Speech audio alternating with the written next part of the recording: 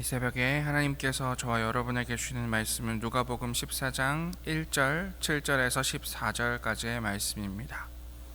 누가복음 14장 1절, 7절에서 14절까지의 말씀 제가 받들어 봉독하겠습니다. 이것은 하나님의 말씀입니다. 안식일에 예수께서 한 바리새인 지도자의 집에 떡 잡수시러 들어가시니 그들이 엿보고 있더라. 청함을 받은 사람들이 높은 자리 택함을 보시고 그들에게 비유로 말씀하여 이르시되 내가 누구에게나 혼인잔치에 청함을 받았을 때에 높은 자리에 앉지 말라. 그렇지 않으면 너보다 더 높은 사람이 청함을 받은 경우에 너와 그를 청한 자가 와서 너더러 이 사람에게 자리를 내주라 하리니 그때에 내가 부끄러워 끝자리로 가게 되리라. 청함을 받았을 때에 차라리 가서 끝자리에 앉으라. 그러면 너를 청한 자가 와서 너더러 버치어 올라 앉으라 하리니 그때에야 함께 앉은 모든 사람 앞에서 영광이 있으리라. 무릇 자기를 높이는 자는 낮아지고 자기를 낮추는 자는 높아지리라. 또 자기를 청한 자에게 이르시되 내가 점심이나 저녁이나 베풀거든 버치나 형제나 친척이나 부한 이웃을 청하지 말라. 두렵건대 그 사람들이 너를 도로 청하여 내게 갚음이 될까 하노라. 잔치를 베풀거든 차라리 가난한 자들과 몸 불편한 자들과 저는 자들과 맹인들을 청하라. 그리하면 그들이 갚을 것이 없으므로 내게 복이 되리니 이는 의인들의 부활 시에 내가 갚음을 받겠음이라 하시더라. 아멘. 죄송합니다. 오늘 누가복음 14장 1절, 7절에서 14절까지의 말씀을 가지고 그러면 너는 행복하다라는 제목으로 하나님 말씀 나누도록 하겠습니다. 예수님은 다양한 배경을 가진 사람들과 함께 식사하고 교제하는 시간을 많이 가지셨습니다. 누가복음에 특별히 이런 내용들이 많이 나와 있는데요. 5장과 10장과 11장 같은 곳에 등장하고 있습니다. 오늘 성서전과 본문 이 14장에서 예수님께서 식사하시는 모습이 나오는 것은 그래서 누가복음에서는 굉장히 자연스러운 일이라고 할 수 있겠습니다.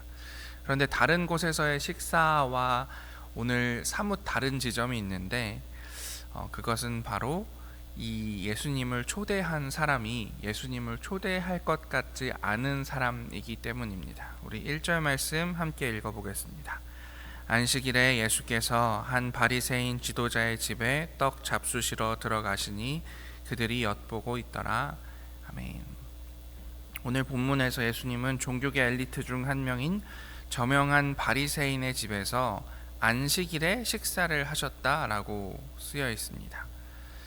예수께서 바리새인의 집에서 식사를 하셨다는 것 자체도 우리에게는 좀 낯설게 느껴집니다만 바리새인의 집에서 안식일에 식사하셨다라는 것이 조금 눈에 띕니다. 왜냐하면 바리새인들과 예수님 사이에 있었던 논쟁의 대부분은 예수님께서 안식일을 어떻게 지켜야 하는가에 대해서 바리새인들이 가지고 있는 믿음을 지적하는 방식으로 계속해서 일어나고 있었기 때문입니다. 심지어는 누가복음 13장 31절 이 이야기의 바로 앞장에서 예수님은 몇몇 바리새인들로부터 죽음을 면하기 위해서는 이 지역을 떠나라 라는 경고를 받으신 것으로 보입니다. 어떤 바리새인들이 나와서 이르되 나가서 여기를 떠나소서 헤롯이 당신을 죽이고자 하나이다. 그 지역을 다스리고 있었던 분봉왕 헤롯이라는 사람이 있었는데 그는 세례자 요한을 죽인 사람으로도 유명하지요. 그 사람이 예수님까지도 죽이려고 하니 이 지역을 떠나십시오 라는 이야기를 몇몇 바리새인들이 예수님께 했다라는 것이죠. 그런데 이 구절은 두 가지로 해석됩니다. 첫 번째는 정말로 예수님을 걱정했던 몇몇의 바리새인들이 대부분 방금 말씀드린 것처럼 예수님과 대립적인 위치에 있었긴 했지만 몇몇의 바리새인들이 예수님을 정말 걱정해서 예수님 헤롯이 당신을 해치려고 하니까 정말 조심하셔야 됩니다 라고 이야기했다라고 읽히는 부분도 있고, 또 어떤 사람들은 헤롯의 핑계를 대면서 자신들의 종교적 범위 안에서 예수님을 쫓아내기 위함이다라고 하는 의견도 존재합니다. 둘 중에 어떤 의도를 가지고 예수님께 이 이야기를 했는지 우리가 명확하게 알 수는 없지만 의견이 나뉘는 것은 바리새인들과 예수님 사이에 미묘한 갈등이 있었기 때문입니다. 예수님은 하나님에 대한 독실한 신앙이 있으셨기 때문에 독실한 신앙을 가지고 있던 바리새인들과 많은 종교적인 공통점을 가지고 계셨음에도 불구하고 아까 말씀드렸던 것처럼 안식일에 대한 문제라든지 아니면 종교적인 제의를 지키는 문제들에 대해서 바리새인들이 받아들이기에 혁명적인 그런 말씀을 많이 하셨기 때문에 갈등이 있었던 것도 사실입니다. 이 갈등을 1절에서는 이렇게 표현하고 있습니다. 그들이 엿보고 있더라. 한국적인 표현으로 하자면 예수께서 식사하시는 동안에 바리새인들이 예수님을 흘끔거렸다. 예수님이 무슨 말씀을 하시는지 귀 기울여 듣고 있었다. 예수님이 식사하시는 것을 보면서 꼬투리를 잡으려고 하고 있었다 라는 표현이 더 의미가 다가올 것 같습니다. 젊고 유명한 나사렛 출신의 낯선 선지자라 불리는 사내를 유대교 정통의 정도를 따라 바리새인들이 된 이들은 매서운 마음으로 쳐다보았을 것입니다. 하지만 그들이 망각한 것이 하나 있었는데요. 그것은 바로 관찰은 자신들에게만 주어지는 특권이 아니다라는 사실입니다. 그들이 예수님을 지켜보는 동안 예수님께서도 그들을 지켜보기 시작하셨습니다. 우리 7절 말씀 함께 읽겠습니다. 청함을 받은 사람들이 높은 자리 택함을 보시고 그들에게 비유로 말씀하여 이르시되 아멘. 예수님께서 그 자리에 있었던 사람들을 보시고 라고 성경은 이야기하고 있습니다. 예수님도 그들을 지켜보기 시작하셨습니다. 예수님께서는 만찬에 참석한 손님들의 행동을 주목하셨습니다. 다시 말해 예수님께서는 사람들을 지켜보고 계셨다. 누가 누구에게 말하고 있는지, 어떤 사람들이 어디에 앉아 있는지, 누가 참석했고 누가 초대받지 못했는지 예수님께서도 살피고 계셨습니다. 결과적으로 예수님께서는 두 가지에 관련된 가르침을 주고 계시는데요. 첫 번째는 지위의 자리에 대한 문제입니다. 아마도 그 식사 자리에는 상석과 그렇지 못한 좌석이 구분되어 있었던 모양입니다. 그리스 로마 사회에서 이와 같은 공식적인 만찬은 종종 U자형 식탁에서 이루어졌습니다. 각 손님은 식탁에서 가장 높은 자리부터 가장 낮은 자리까지 자신의 계급이나 사회적 지위를 나타내는 자리를 배정받았습니다. 내가 어디에 앉는지가 나의 사회적 위치를 보여주는 그런 자리였던 것입니다. 그래서 사람들은 여기에 아주 예민했을 겁니다. 그래서 거기에는 약간의 긴장감, 유치함 같은 것들이 자리를 배정하는 중에 불쑥 튀어나왔던 모양입니다. 이런 우스꽝스러운 모습을 보신 예수께서는 한 가지 이야기를 들려주십니다. 어떤 사람이 혼인잔치를 열었습니다. 8절에 이렇게 되어 있습니다. 혼인잔치에 청함을 받았을 때에 높은 자리에 앉지 말아라. 그렇지 않으면 너보다 더 높은 사람이 청함을 받은 경우에 높은 자리에 앉았다가 그 자리에서 쫓겨나게 되면 너무 큰 망신을 당하게 되니까 그렇게 하지 말아라 라고 이야기하는 것입니다. 상석에 앉았다가 가장 낮은 자리로 옮겨지는 것은 그 당시의 사회에서는 매우 부끄러운 일이었습니다. 예수님은 이러한 행동이 일어나는 혼인잔치에 대한 비유를 말씀해주고 계시는 것입니다. 예수님은 그 자리에 모인 종교 지도자들이 지위나 신분을 추구하기보다는 가장 낮은 자리를 택하라고 말씀하셨습니다. 왜 그럴까요? 누가는 예수님의 다음과 같은 도전적인 말씀을 기록하고 있습니다. 우리 11절 함께 읽어보겠습니다. 무릇 자기를 높이는 자는 낮아지고 자기를 낮추는 자는 높아지리라. 아멘. 이 본문의 독자층을 기억하는 것이 매우 중요합니다. 예수님께서 이 말씀을 하셨을 때 누가 듣고 있었냐라는 것이지요. 예수님은 잔치에서 소외되고 가난하며 종종 간과되던 하인들에게 스스로 낮추라라고 말씀하지 않으셨습니다. 오히려 그분은 바리새인 지도자의 집에 모인 손님들에게 말씀하고 계십니다. 이들 대부분은 아마도 높은 지위에 있는 사람들이었을 것입니다. 예수께서는 우리에게 높은 자리에 올라가기를 애쓰기보다는 낮은 자리로 가라라고 말씀하십니다. 예수께서는 우리를 겸손으로 부르십니다. 그리고 그분은 그 겸손의 가장 위대한 예시를 우리에게 직접 보여주셨습니다. 그것은 십자가입니다. 나는 섬김을 받으러 온 것이 아니라 섬기러 왔다라고 예수님은 사람들 앞에서 자신의 소명, 사명을 말씀하고 계십니다. 그리고 우리는 예수님을 따라 섬김의 자리로 나아가야 합니다. 이것이 예수님의 초대입니다. 그런데 우리는 때때로 자신을 높이는 자는 낮아지고 자기를 낮추는 자는 높아지리라는 말씀을 우리 마음대로 곡해하여 높은 자리로 올라가고 싶으면 낮은 곳을 찾아가라고 말씀하시는 것으로 말씀을 오독합니다.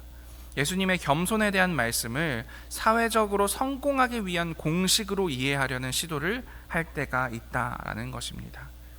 예수께서는 사회적 지위에 오르는 꿀팁을 알려주고 계신 것이 아닙니다. 너희가 더 낮은 자리로 가면 결국엔 더 높은 자리로 가게 될 거야 가 예수님의 말씀의 중심이 아니라는 것이지요. 예수께서는 겸손의 자리로 우리를 부르십니다. 그 겸손의 자리가 하나님의 나라이기 때문입니다. 하나님의 나라로 우리를 초대하시기 위해 우리를 겸손으로 부르신다는 사실을 기억할 수 있는 오늘 이 새벽이 되었으면 좋겠습니다.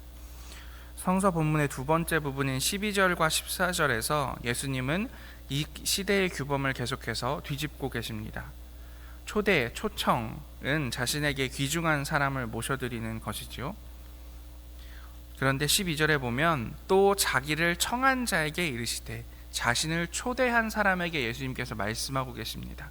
그러니까 바리새인 지도자이겠지요. 이 사람에게 예수님께서 말씀하고 계시는데, 식사를 계획할 때, 파티를 열 때 친구나 형제나 친척이나 부유한 이웃을 청하지 말아라 라고 말씀하고 계십니다. 이 당시의 사회에서는 사회적으로 어떤 식으로 도움이 될 수 있는 사람들을 잔치에 초대하는 것이 일반적인 관행이었습니다. 이것은 그 시대의 관행일 뿐만 아니라 오늘날도 마찬가지이겠지요. 사람들은 다른 사람이 자신의 식사에 초대한 이 선의에 보답할 것을 기대했습니다. 그렇기 때문에 친구, 가족, 그리고 부유한 이웃들을 잔치에 초대하는 것이 너무나 상식적인 일이었지요. 그러나 예수님께서는 이것이 잘못된 초대 명단이라고 말씀하십니다. 아니, 적어도 초대 명단이 너무 좁다라고 말씀하고 계십니다.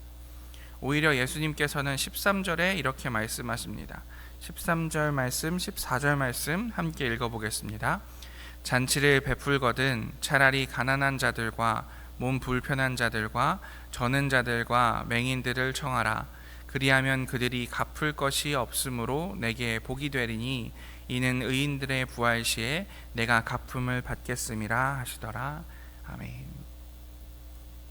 가난한 자들과 몸이 불편한 자들에 대해서 예수님께서는 말씀하십니다. 이는 고대 사회에서 사회적 종교적으로 배대되었을 사람들의 명단입니다. 예수님은 우리가 이런 사람들을 의도적으로 받아들여야 한다라고 말씀하고 계시는 것입니다. 고대 시대의 사람들에게 자신이 어떤 의도를 가지지 않고 남을 대접하는 것, 남에게 선의를 베푸는 것은 지금 우리가 가지고 있는 생각보다 훨씬 중요한 일이었습니다. 예를 들어서 생각해 보면 구약 시대에 하나님께서 이스라엘 백성들에게 주시는 계명 중에 굉장히 중요한 계명은 무엇이냐면 나그네를 대접하라 라는 것입니다. 그것이 가지고 있는 의미는 단순히 어렵고 힘든 사람을 대접하라는 게 아니라, 나그네는 어떤 사람입니까? 이 지역에 계속 사는 사람이 아니죠. 잠시 이곳에 와서 들렀다가 떠나버리는 사람입니다. 이 지역에 들렀다가 떠나버리는 사람을 대접하는 것은 이 사람이 나에게 무엇을 주거나 나에게 어떤 영구적인 도움을 줄 것이라고 기대하지 않고 그에게 대접하는 일입니다. 그리고 그 대접, 나에게 무언가를 줄 것이라고 생각하지 않고 행하는 대접은 곧 하나님께 드리는 대접이다라는 것이 그들에게 있는 신앙이었습니다. 그러니 예수님께서는 그 구약의 말씀을 다시 한번 상기시키고 계시는 것이지요. 너희가 누군가를 초청해서 식사를 대접한다면 무엇을 얻기를 바라고 너희의 가족들과 친지들과 여러분 주변의 부유한 사람들을 초대해서 그 사람들에게 대접하지 마십시오. 하나님의 정신을 기억하십시오. 하나님께서 명령하신 것처럼 자신에게 갚아줄 수 없는 것처럼 보이는 사람들에게 대접함을 통하여서 여러분이 이 땅에서의 즐거움, 이 땅에서의 누릴 것보다 하나님께 충성하는 삶을 사십시오. 하나님께 쌓는 삶을 사십시오 라고 예수께서는 말씀하고 있는 것입니다. 이 부분의 공동 번역이 참 재미있고 의미 있는데요. 공동 번역으로 한 번 더 12절부터 14절까지를 읽어보겠습니다. 함께 읽겠습니다. 예수께서 당신을 초대한 사람에게 말씀하셨다. 너는 점심이나 저녁을 차려놓고 사람들을 초대할 때에 친구나 형제나 친척이나 잘 사는 이웃 사람들을 부르지 마라. 그렇게 하면 너도 그들의 초대를 받아서 내가 베풀어 준 것을 도로 받게 될 것이다. 그러므로 너는 잔치를 베풀 때에 오히려 가난한 사람, 불구자, 절름발이, 소경 같은 사람들을 불러라. 그러면 너는 행복하다. 그들은 갚지 못할 터이지만 의인들이 부활할 때에 하나님께서 대신 갚아주실 것이다. 아멘. 우리가 우리의 초대의 문을 더 열 때, 우리가 더 많은 사람들, 우리가 우리 주변에 애쓰지 않아도 만날 수 있는 사람들이 아니라 힘써 애써서 예수의 눈길이 닿아 있는 곳에 가서 만나야 하는 사람들, 그들을 우리의 삶의 자리로 초대해 드릴 때, 그들을 우리의 삶의 초대 명단에 올리게 되면, 그러면 너는 행복하다. 예수께서는 말씀하고 계십니다. 모든 것을 기브앤테이크로 생각하는 세상, 내가 잘 해준 만큼 대접받고 싶고 손해보기는 죽기보다 싫은 세상에서 살다 보면 우리는 점점 팍팍해지고 우울해지기 마련입니다.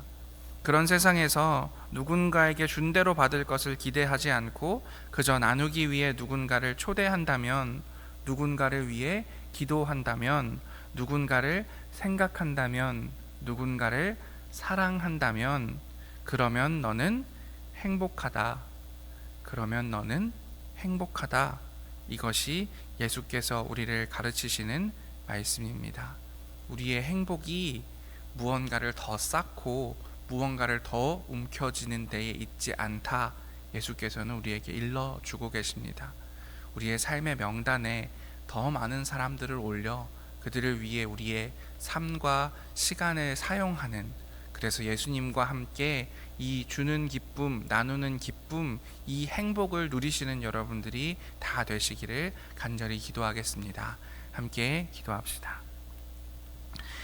하나님, 오늘 예수님께서 어떤 바리새인의 집에 초청받아 가신 이야기를 통하여서 우리의 삶의 두 가지를 배웁니다. 예수께서 하나님 나라를 향해 우리를 초청하시는 그 겸손의 자리로 우리가 나아갈 수 있도록 우리를 인도하여 주시옵소서.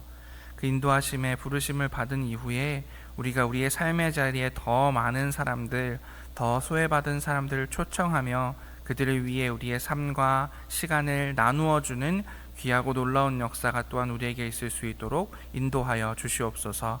그래서 예수님께서 가셨던 그 행복의 삶을 우리도 따라갈 수 있도록 우리 가운데 함께하여 주시옵소서.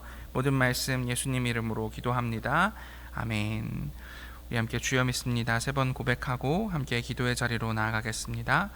주여 믿습니다. 주여 믿습니다. 주여 믿습니다.